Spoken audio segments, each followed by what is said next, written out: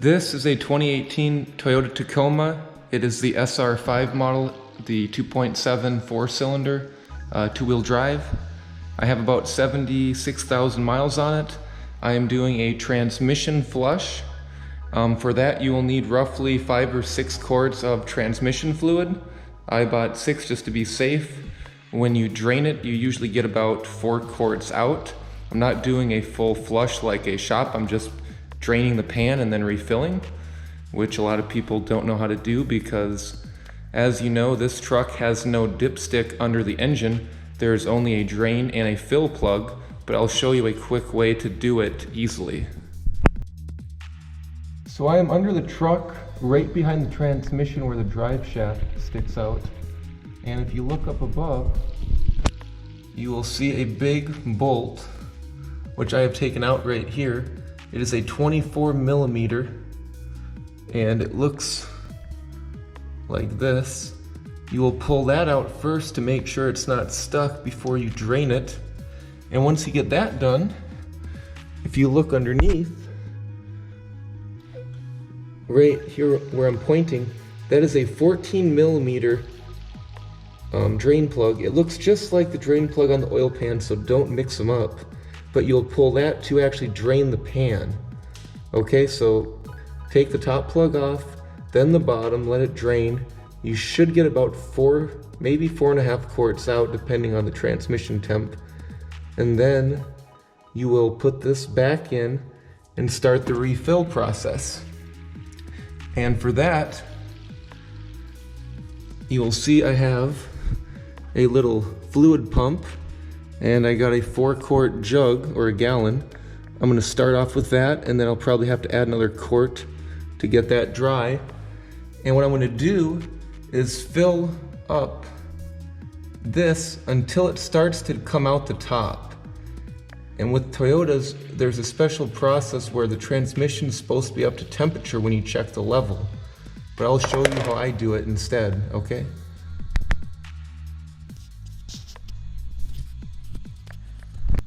Okay, I got the transfer pump hooked up, and now you get to sit and pump for about 5 minutes. So when this turns red, that means you're pumping. Make sure that the tube doesn't come out. And I'm just gonna keep pumping, and I will show you once I get it almost full.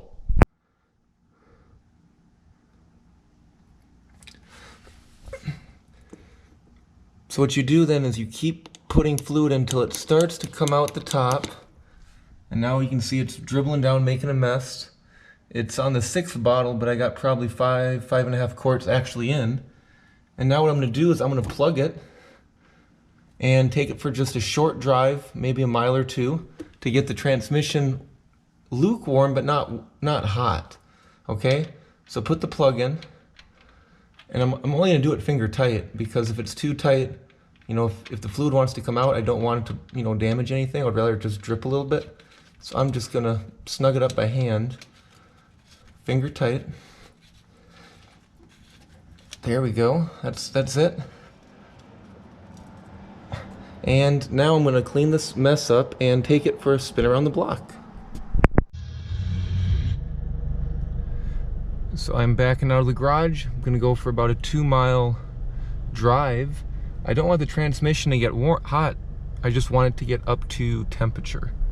And up to temperature I think is about 120-ish. And being that it's already almost 100 degrees out, I'm not going for a very far drive. But just enough to heat it up just a little. And when I get back, I will recheck the level.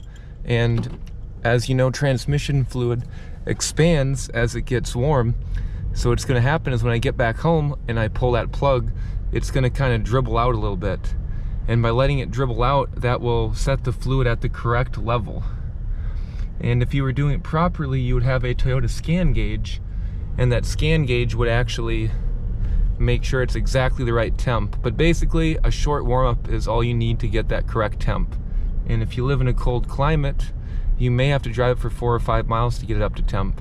But here in Arizona, it's almost up to temp just out of the garage. So we'll go for a short drive and we'll come back and check the level. And I'm back from a little trip. Make sure you don't touch the catalytic converter. That is really, really hot. You can tell I'm making sort of a mess again. So I got my drip pan underneath. I'm gonna pull the plug, which the transmission feels hot but not burning. You know, it feels like a kind of a warm pan that's been sitting out of the oven maybe for 30 minutes. So I'm gonna pull this out. And there's no O-ring, it's just a rubber gasket. So you don't have to worry about it dropping in the pan. And it should come out. So I don't know if you can tell, but it's dripping out a little bit. Not a lot, but there's a little bit of fluid coming out right there. See, it's dripping. So I'm gonna let it drip now for a minute. And with this transmission, if you overfill it a little bit, all that's gonna happen is there's a breather towards the front of the transmission, and the fluid will start to kind of burp out of there. So if you overfill it and you start driving the truck hard or start towing, you'll notice fluid underneath your transmission pan, and it'll kind of weep a little bit, but don't panic.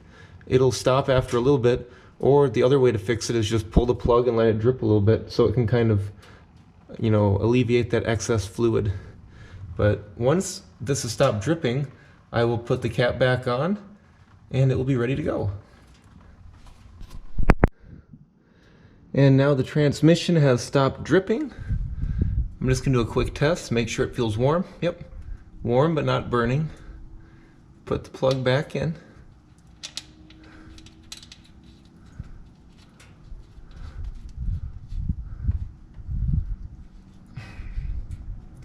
Got my 24mm.